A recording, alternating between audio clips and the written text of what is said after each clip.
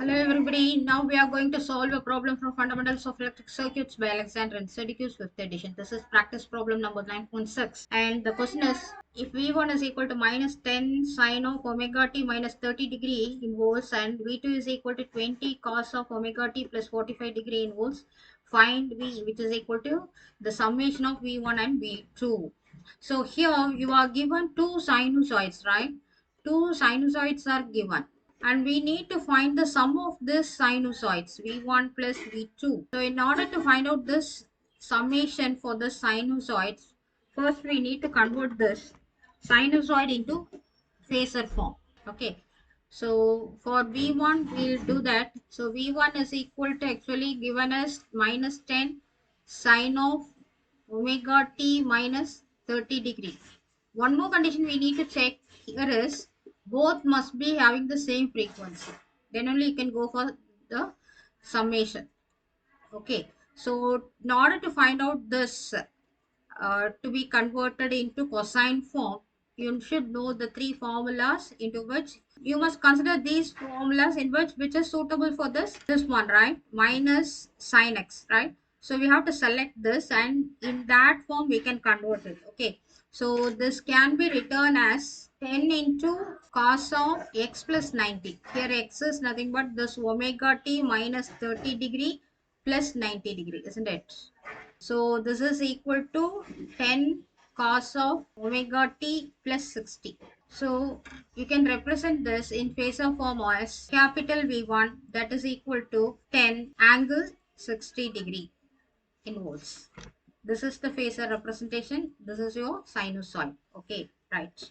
Now you take the second one, it is in the standard form, so that you can directly write this V2, capital V2 as 20 angle 45 degree. So after getting this, we want to find out this V1 plus V2, isn't it? So in order to add or to find the sum, this phasor form must be represented in rectangular form. Then only you can do the addition.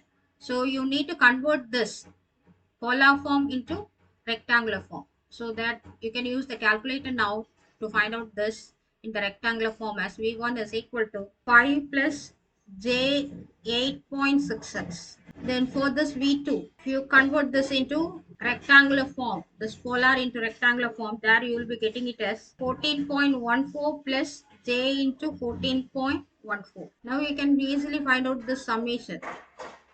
So just add the real parts together so that you are getting it as 19.14 plus j. Then you add the imaginary parts together. So it is 22.8. Okay. So we have got we have done the summation in rectangular form. Once again you can convert this into polar form. So this is nothing but your V, isn't it? V is equal to V1 plus V2, that is equal to 19.14 plus J of 22.8. So you can convert this rectangular form into the polar form. So you will be getting it as 29.77 angle 49.98. This much.